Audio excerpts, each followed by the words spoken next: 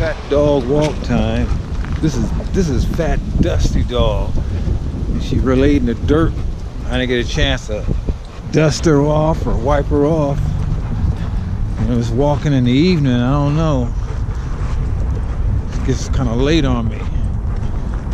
I like to walk her in the morning, but then I'd rather go get my workout first instead of walking her. Sometimes after getting my workout, I don't feel like working with her. But you know, this installment of my Fat Dog Walk, I was thinking about a couple of our Supreme Court justices. One past, one present. And actually, I was thinking about the only two black Supreme Court justices there ever were, Thurgood Marshall and Clarence Thomas. And it's really kind of fascinating when I listen to people talk about each. Thurgood Marshall is like revered. It's like, you know, he was all in the black, the History Museum, I believe. And I think they just recently even acknowledged the existence of Clarence Thomas in that museum in Washington, D.C. Thurgood Marshall, you know, when black people think of him, they just reverence the fact that, yeah, he was the first, you know, Supreme Court justice that was a black man. But Clarence Thomas is treated like he's dirt. Clarence Thomas is called everything from an Uncle Tom. Now, you know what I feel about Uncle Tom. So, but in the ideology that the masses have been programmed to think, he's an Uncle Tom, he's a sellout, he's everything is horrible. And of course, since he's a conservative and he's married to a white woman, that makes it worse. Although, if you were a liberal black person and a movie star or whatever, if you was married to a white person, it wouldn't matter. But that's another story. I digress. This is my phone chirping. They're just gonna have to wait because I'm not stopping. Anyway, so let's look at this comparison. Now, Thurgood Marshall, oh, by the way, when I look at a comparison of anything, I look at it from a biblical perspective. You know, like I've said in the past, either your theology is going to rule your politics or your politics is going to rule your theology. And as a Christian conservative, meaning that my faith in Jesus Christ and Christianity comes first before anything. And it just so happens that most conservative ideologies line up with Christianity. So, having said that, when I look at the two of them, and I look at what they represented and what they represent.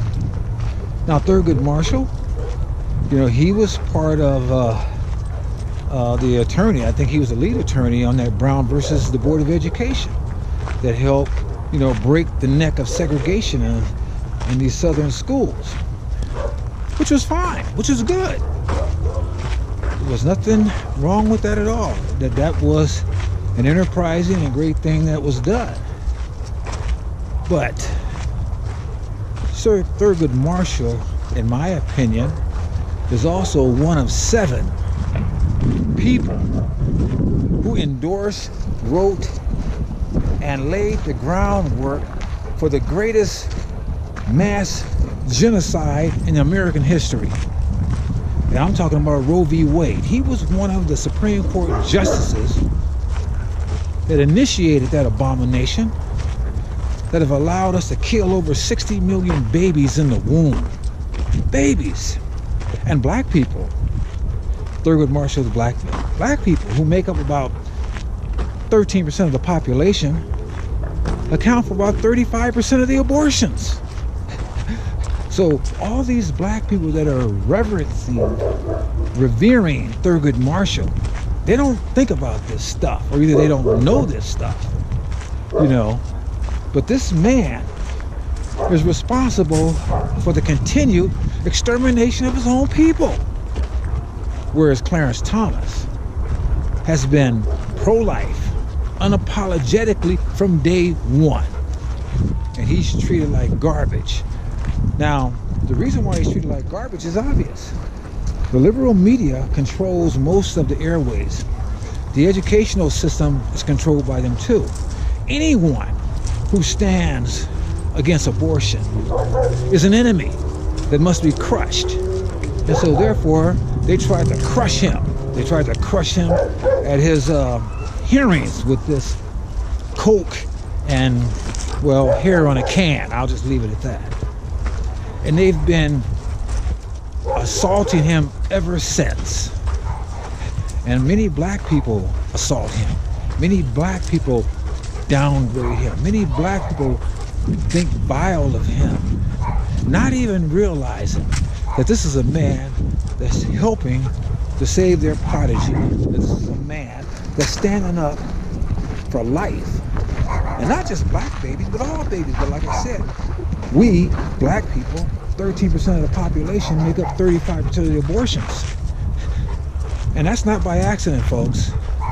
That's all part and parcel of the plan that Margaret Sanger sprang into being when she was doing her thing in the eugenics movement. And of course, she was one of the founders of Planned Parenthood. And most of their abortuaries are in minority neighborhoods. Most of them are where black folks are. We got a jumping dog over here who like to jump up on the fence. See? Can you see him? That's funny. Anyway, I guess he gets his exercise. Another dog. Come on, calm down, Moni. So anyway, I think history needs to be rewritten. And the only way it's going to be rewritten is for those of us that know the truth to get it out there. To get it out there and let people know and understand. And stand up against the lies and the intimidation from the left. We have to stand up and say, no, it's wrong, it was evil, and it was. We have to stand up and do what's right. So, Thurgood Marshall's no hero to me. He's got too much blood on his hands, along with the other 6. Clarence Thomas is a hero. He's trying to prevent the blood. He's standing up for life. And every person, every single person that is against abortion, oh, excuse me, let me take that back. Every single person who supports abortion is alive. Every last one of them. I don't know any of them that will let somebody come rip their arms off and their legs off and their head off and crush it. Now, I've had a person tell me, well, my mother could have killed me in the womb. Yeah, they say that now. But if there was that baby in the womb, struggling, trying to survive, they wouldn't feel that way.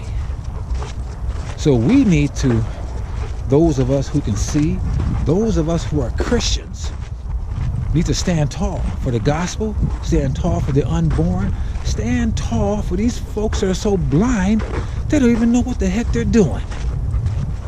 And pray to God that eyes are opened up and that one day these folks will see and they'll start seeing all these differences and they'll start seeing all these lies for what they are, and they will stand up for the truth. So this is Sam Tolley and Moni with her big dusty butt. We're out. God bless.